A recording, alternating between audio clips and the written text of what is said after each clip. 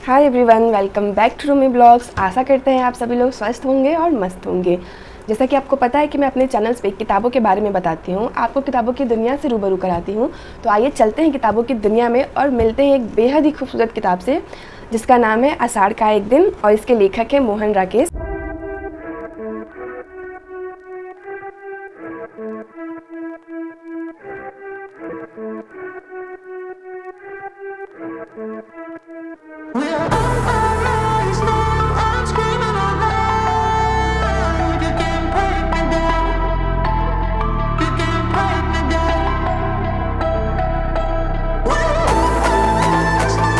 इस किताब को मोहन राकेश जी ने 1958 में प्रकाशित की थी और इस किताब ने इतनी ज़्यादा ख्याति बटोरी कि 1959 में उस वर्ष का सर्वश्रेष्ठ किताब होने के लिए इसे संगीत नाटक अकादमी पुरस्कार से सम्मानित किया गया।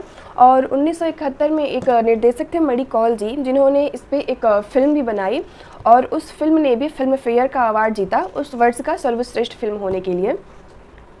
तो जैसा कि मैंने बताया कि इस किताब को मोहन राकेश जी ने कवि कालिदास और उनकी प्रेयसी मल्लिका के बारे में लिखा हुआ है। और मोहन राकेश जी ने इस किताब को 3 खंड में बांटा हुआ है और आज हम बात करेंगे सिर्फ पहले खंड की। किताब का पहला खंड स्टार्ट होता है मल्लिका के घर से। सबसे पहले मल्लिका के घर के बारे में बताया जाता है कि उनका घर कैसा है, मिट्टी का है या फिर कैसा है, और उनके घर में कौन सी वस्तु कहाँ पे रखी हुई है, किस प्रकार उनका घर सजाया गया है। और उनकी माँ जो है वो कुछ काम करती हैं घर में, कुछ अनाज फटकने उटकने का, और वो मल्लिका के आने का वेट करती हैं। तभी मल्लिका बाहर से बारिश में भीगते हुए आती हैं, लेकिन उनकी माँ उन्हें देख के कुछ कहती नहीं है क्योंकि उनका मल्लिका का बाहर से बारिश में भीग के आना उनको पसंद नहीं होता है।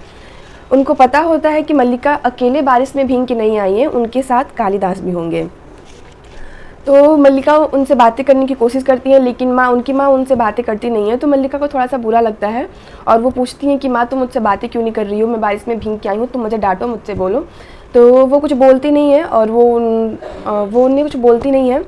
तो अंबिका की माँ इसलिए नाराज़ होती हैं क्योंकि जो समाज है ना, ये शादी से पहले प्रेमी युगल को एक साथ देखना बहुत ही अपवाद मानता है। मल्लिका और उनकी माँ अंबिका बातें करती रहती हैं, तभी कालिदास का प्रवेश होता है। कालिदास अपने गोद में एक हरिण शावक को लेके आते हैं जो कि राजपुरुष के बाड़ों से घायल हुआ है और वो मल्लिका से उस हरिण शावक का उपचार करने के लिए कहते हैं। मल्लिका की माँ को बुरा लगता है लेकिन वो कुछ बोलती नहीं है। मल्लिका और कालिदास हरिण शावक का उपचार कर रहे होते हैं, तभी बाहर से राजपुरुष आता है और कालिदास से हरिण शावक को मांगने के लिए जिद करता है, लेकिन कालिदास उसे हरिण शावक देने से मना करते हैं और कहते हैं कि मैंने इसे बचाया है और मैं इसे नहीं दूंगा।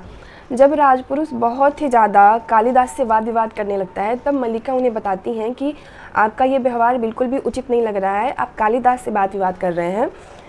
तो राजपुरुष को जब पता चलता है कि वो जिनसे वाद विवाद कर रहा है वो स्वयं कालिदास हैं, तो उसे बहुत बुरा लगता है और कहता है कि इनकी रचनाएं जो मेघदूत और ऋतु संहार हैं उसको स्वयं सम्राट ने भी पढ़ा है और उन्होंने इन्हें लेने ही तो यहाँ भेजा है। उज्जैनी के सम्राट इनको राजकवि की उपाधि देना चाहते हैं और इनको लेने ही हम यहाँ आए हैं। फिर राजपुरुष को अपने व्यवहार पे बहुत ही ज़्यादा खेद प्रकट होता है और वो कालिदास से माफ़ी मांगने के लिए कालिदास के पीछे पीछे चला जाता है। उनके जाने के बाद मल्लिका अपनी माँ से कहती हैं कि माँ अब तो तुम कालिदास को नापसंद नहीं करोगी, देखो उज्जैनी के सम्राट उन्हें खुद राजकवि का सम्मान देने जा रहे हैं। तो उनकी माँ कहती हैं कि जो भी हो मुझे कालिदास पसंद नहीं है और मैं इस बारे में बिल्कुल भी बात नहीं करना चाहती हूँ। अंबिका बात करती रहती हैं, तभी मातुल का प्रवेश होता है। कालिदास मातुल के भगिने होते हैं। मातुल भी उनको यही बताता है कि उज्जैनी के सम्राट कालिदास को राजकवि का सम्मान देना चाहते हैं, लेकिन कालिदास इस सम्मान को लेना नहीं चाहते हैं, वो अपनी जन्मभूमि को नहीं छोड़ के जाना चाहते हैं।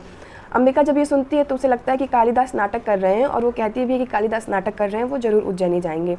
तो मातुल उन्हें बताते हैं कि नहीं, वो बिल्कुल भी नाटक नहीं कर रहे हैं, वो नहीं जाना चाहते हैं।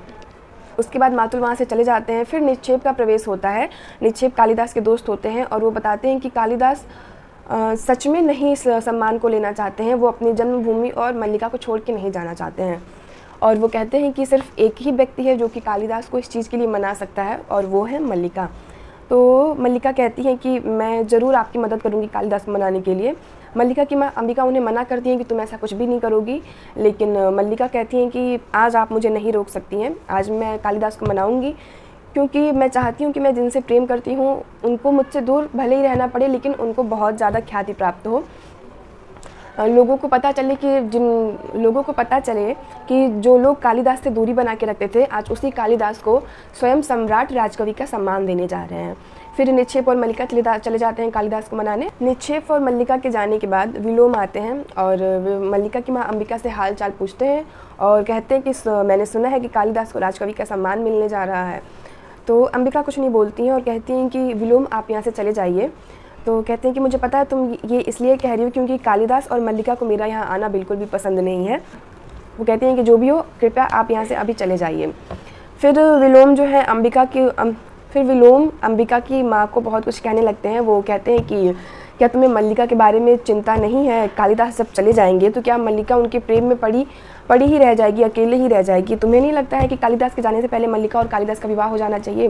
तो अंबिका कहती हैं कि अभी मैं बिल्कुल भी कुछ सोचने समझने के मूड में नहीं हूँ, आप कृपया करके यहाँ से चले जाइए।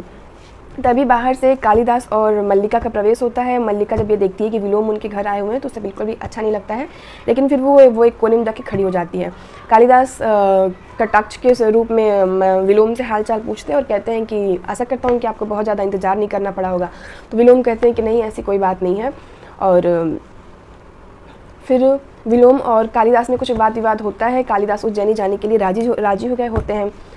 तो पहले खंड में पहला खंड यहीं पे समाप्त होता है कि कालिदास उज्जैनी जाने के लिए मान गए हैं, मल्लिका ने उनको मना लिया है और वो अगली सुबह उज्जैनी चले जाते हैं। मल्लिका उनका इंतज़ार करती हैं कि नहीं करती हैं, और ये सारी चीज़ें हम अपने अगली वीडियो में जानेंगे। नाटक का दूसरा और तीसरे खंड की बात हम अपने अगली वीडियो में करेंगे। मिलते हैं नेक्स्ट वीडियो में, तब तक के लिए tata bye bye, take care.